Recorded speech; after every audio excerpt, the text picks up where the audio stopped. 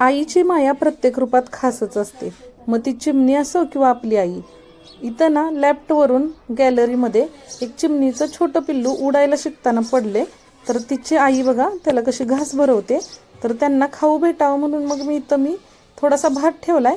तर तोच भात बघा चिमणीची कशी पिल्लाला भरवते. चोचीत घेऊन अगदी त्याच्या चोचीमध्ये ठेवते. तर इथं बघा ते पिल्लू भीतीने आत जाऊन बसले पाय पुसणीच्या. तर ही बघा चिमणी त्याला शोधत येते आवाजावरती. आणि हे बघा तिची किती धडपड चालली आहे.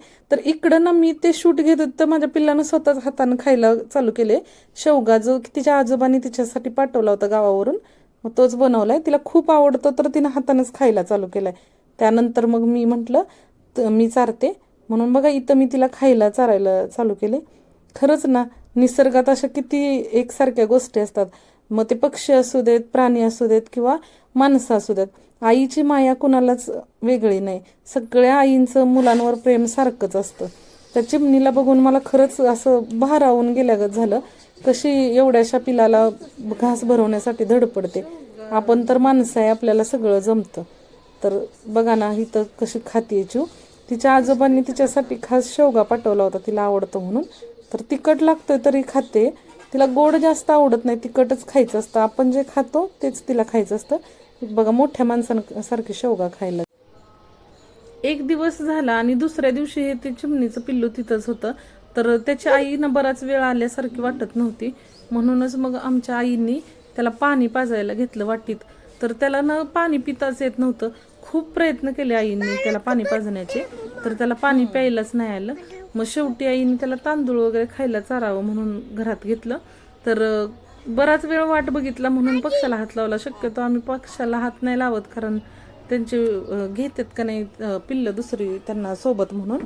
तर बघा इथं आईने घरात आणलं आणि त्याला तांदूळ खाऊ घालत होत्या. तर त्याला ना चोच उघडाय कळत नव्हतं. कधी कधी त्याला वाटायचं त्याची आई आली म्हणून तेवढ्या पुरती चोच उघडायचे, पण परत एकदम मिटवून घ्यायचं. तर त्याला खायला पण करायचा खूप प्रयत्न झाला, तरी पण त्यानं काही खाल्लं नाही. मग शेवटी आजी बोलले की त्याला माग ठेवा तिथं ज्या घमेला ठेवलं तिथं, कारण तिथंच त्याच्या आईचा आवाज यायला लागला होता. सर्वस्वीला वाटत होतं की ते माझ्याकडे बघते. ती खूप खुश होती ते पिल्लू आत आलं तर. पण शेवटी त्याला पण त्याच्या आईची गरज आहे म्हणून मग त्याला तिकडं बाहेर सोडलं. आपण कितीही प्रयत्न केले तर आपण त्याला एवढं त्याच्या आईसारखं नाही सांभाळू शकत, आणि त्यांना निसर्गातच खेळणं पाहिजे. मग ज्यावेळी आम्ही त्याला बाहेर सोडलं ना, तर त्यानंतर ते संध्याकाळनंतर दिसायलाच नाही. म्हणजे त्याच्या आई बरोबर ते गेलं. कदाचित त्याला उडता येत नव्हतं म्हणून ते तिथं होतं. आणि हे बघा कसं खेळतंय ते इथं, आणि आईचा आवाज आल्यानंतर कसा आवाज देते. मला तर आश्चर्यच वाटलं की हे पिल्लू एवढं एकदम आजारी असल्यानं होतं ते एवढा आवाज देते. तर ते आता बरं झाल्यासारखं वाटतंय. म्हणून मग आईने त्याला बाहेर नेऊन ठेवला बघा. त्याच्या आई येईल आणि त्याला घेऊन जाईल. तर बऱ्याच वेळानंतर ते पिल्लू दिसायचं बंद झालं. इकडं माझ्या पिल्लाला भूक लागली असेल म्हणून मी इथं त्याला मुगाचं चिले म्हणू शकतो ते केलं होतं, आणि तेच खायला चारायचं चाललं होतं माझं. ते सगळं खाऊन झाल्यानंतर बघा इकडं सर्वस्वी तिच्या पंजोबांसोबत खेळते. एवढे पॅरलस मधून बाहेर आले तरी पण त्यांना ना बऱ्यापैकी येतं, चांगलं चालता वगैरे येतं.